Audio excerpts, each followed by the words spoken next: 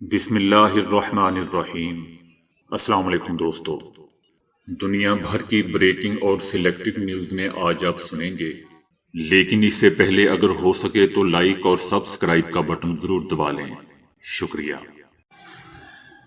Indian army chief نے کہا ہے کہ چائنا بڑی تعداد میں فوجی متنازع سرحد پر تعینات کر رہا ہے، جس کے جواب میں انڈیا بھی مزید فوجی تعینات کرے گا۔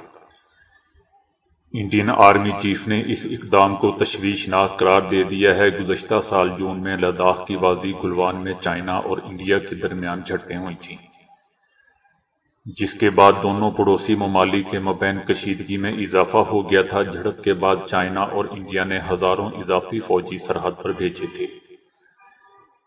انڈین آرمی چیف نے لداخ میں صحافیوں کو بتایا کہ 3500 کلومیٹر لمبی سرحد پر چینی افواج میں بڑی تعداد کا اضافہ ہوا ہے۔ اور یہ تشویشناک بات ہے دوستو، انڈیا اور چائنا جون کی جھڑپ کے بعد اعلیٰ سطحی مذاکرات کر رہے ہیں، اور جنرل منوج کا کہنا تھا کہ اگلے ہفتے ایک اور اجلاس متوقع ہے۔ ان کا بیان ایک ایسے وقت میں سامنے آیا ہے جب کچھ روز قبل چائنا نے انڈین فوجیوں پر سرحد پر غیر قانونی طریقے سے پار کر کے چائنا کی حدود میں داخل ہونے کا الزام لگایا تھا۔ سویڈن میں توہین امیز خاکے بنانے والا کار حادثے میں ہلاک ہو گیا۔ سویڈن کی حکومت نے توہین امیز خاکے بنانے والے لارس ولکس نامی شخص کو کئی سالوں سے پولیس کی سیکیورٹی دے رکھی تھی۔ اتوار کے روز وہ اپنی پولیس سیکیورٹی میں جا رہا تھا کہ اس کی گاڑی ایک ٹرک سے ٹکرا گئی۔ گاڑی اور ٹرک کے درمیان تصادم کے نتیجے میں لارس ولکس اور اس کی حفاظت پر مامور 2 پولیس اہلکار موقع پر ہی ہلاک ہو گئے۔ پولیس نے اپنے بیان میں کہا ہے کہ یہ ابھی تک واضح نہیں ہو سکا کہ کار اور ٹرک کی ٹکر کیسے ہوئی۔ 2007 میں لارس ولکس نے توہین امیز خاکے بنائے تھے، جس پر پاکستان سمیت دنیا بھر میں مسلمانوں نے شدید احتجاج کیا تھا۔ اس کو مارنے والے کے لیے $1,00,000 انعام رکھا گیا تھا۔ 2015 میں ولکس پر ایک مباحثے میں شرکت کے دوران حملہ ہوا تھا، لیکن وہ بچ نکلا تھا۔ دوسری طرف انڈیا میں بھارتی وزیر کے بیٹے نے احتجاج کرنے والے کسانوں پر گاڑی چڑھا دی، جس سے 8 افراد مارے گئے۔ اتر پردیش کے علاقے لکھم پور کھیری میں نائب وزیر اعلیٰ اتر پردیش اور نائب وزیر داخلہ اجے مشرا کو منصوبوں کے افتتاح کے سلسلے میں علاقے میں آنا تھا، تاہم کسانوں کی بڑی تعداد جمع ہوگی اور مودی حکومت کے خلاف احتجاج شروع کر دیا۔ کسانوں کے احتجاج کے دوران اچانک 3 گاڑیاں تیزی سے آئیں اور وہاں موجود کسانوں کو رونتے ہوئی چلی گئیں، جس کے بعد کسان مشتعل ہو گئے اور متعدد سرکاری گاڑیوں کو آگ لگا دی۔ کسان رہنماؤں کا کہنا ہے کہ گاڑی میں نائب وزیر داخلہ کا بیٹا موجود تھا، جس نے یہ حرکت جان بوجھ کر کی، جبکہ نائب وزیر داخلہ نے تمام الزامات کو مسترد کرتے ہوئے کہا کہ میرا بیٹا موقع پر موجود نہیں تھا، وہاں پر چند شرپسند موجود تھے جنہوں نے حملہ کیا، کیونکہ اگر میرا بیٹا یہ کام کرتا تو حادثے کی جگہ سے وہ زندہ واپس نہ آتا۔ واٹس ایپ کی جانب سے معلومات کے تبادلے کی پالیسی پر دنیا بھر میں بحث جاری ہے، تاہم اس سے قبل فیس بک انسانوں کے خیالات کا پتہ لگانے کی ٹیکنالوجی حاصل کرنے پر بھی کام کر چکا ہے، جس کے بارے میں بھی کئی تحفظات پائے جاتے ہیں۔ فیس بک کے ملازمین کو جاری کیے گئے آڈیو پیغام میں بتایا گیا ہے کہ کمپنی انسانی خیالات کو پڑھ کر انہیں افعال میں تبدیل کرنے کی ٹیکنالوجی پر کام شروع کر چکی ہے، اور اس کے لیے بنائے گئے نیورل سینسر اور دیگر نیورو ٹیکنالوجی کمپنیز کی طرح پروڈکٹ کے طور پر بھی پیش کیے جائیں گے۔ یہ سینسرز پہلے ہی دماغ سے ریڑھ کی ہڈی کے ذریعے بازو کی کلائی تک آنے والے عصبی پیغام کا پتہ لگانے کی صلاحیت رکھتے ہیں۔ اس ٹیکنالوجی کی مدد سے بصری آلات کے ذریعے ٹائپنگ اور گیم وغیرہ کھیلنا بھی ممکن ہوگا، اور بڑے پیمانے پر فیس بک کی دماغ پڑھنے کی ٹیکنالوجی کی مدد سے کئی دیگر جسمانی افعال بھی انجام دیے جا سکیں گے۔ اس ٹیکنالوجی کی ابتدائی شکل نیورو لنک برین مشین کی صورت میں سامنے آ چکی ہے۔ اس کے ذریعے ایک جانور میں عصبی چپ نصب کر کے کامیابی کے ساتھ عملی تجربات کیے جا چکے ہیں۔ اس کے علاوہ فیس بک مصنوعی ذہانت یا آرٹیفیشل انٹیلیجنس کے ایک اور ٹول TLDR پر بھی کام کر رہا ہے۔ اس ٹول کی مدد سے تفصیلی خبروں اور مضامین کی سمری ممکن ہو جائے گی اور صارف کو پورا مضمون یا خبر پڑھنے کی ضرورت پیش نہیں آئے گی۔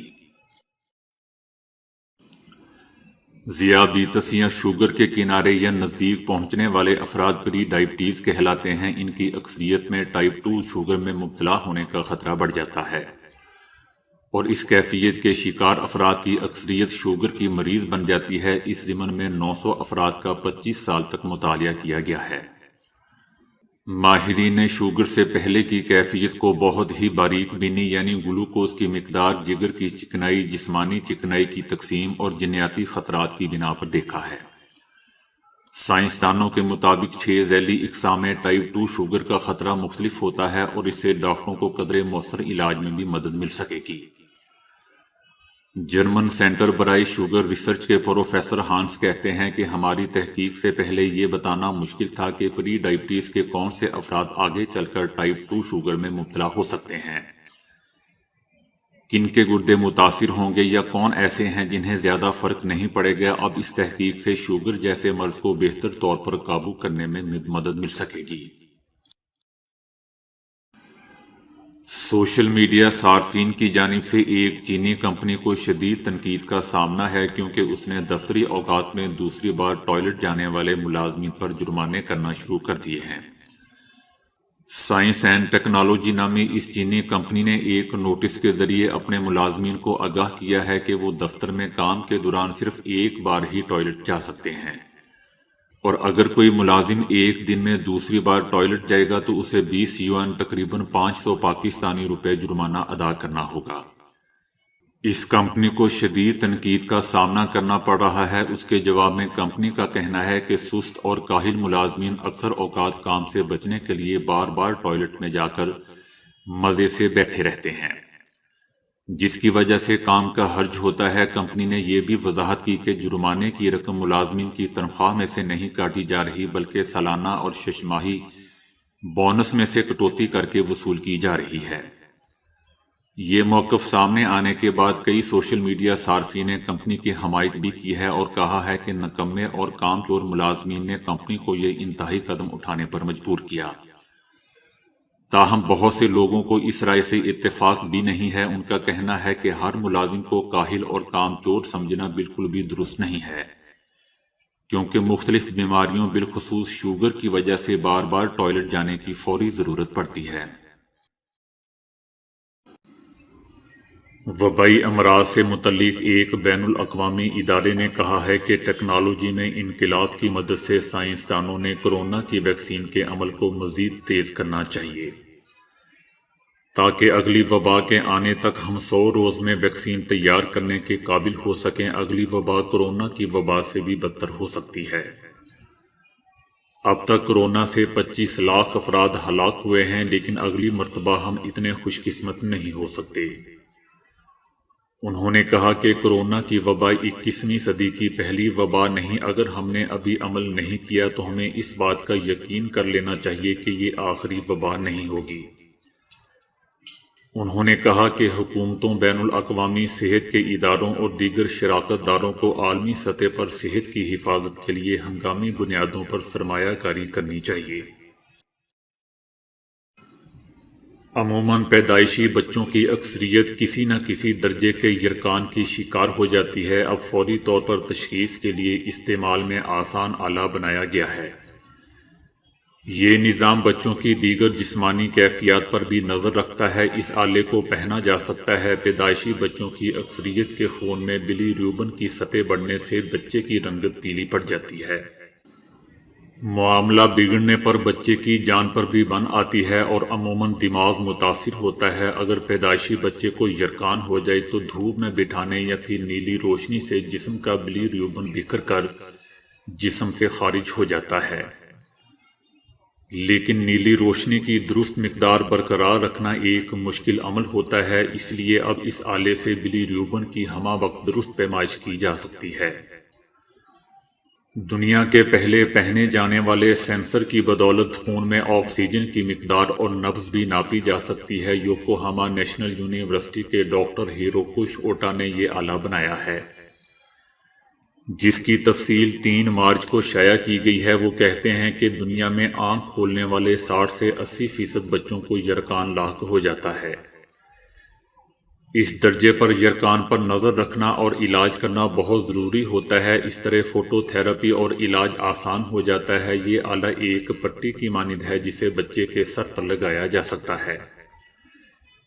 اس میں ایک خاص لینس بچے کے سر میں روشنی کی بچھاڑ کرتا ہے اور واپس آنے والی روشنی سے خون میں موجود یرقانی مادے کی پیمائش کرتا رہتا ہے۔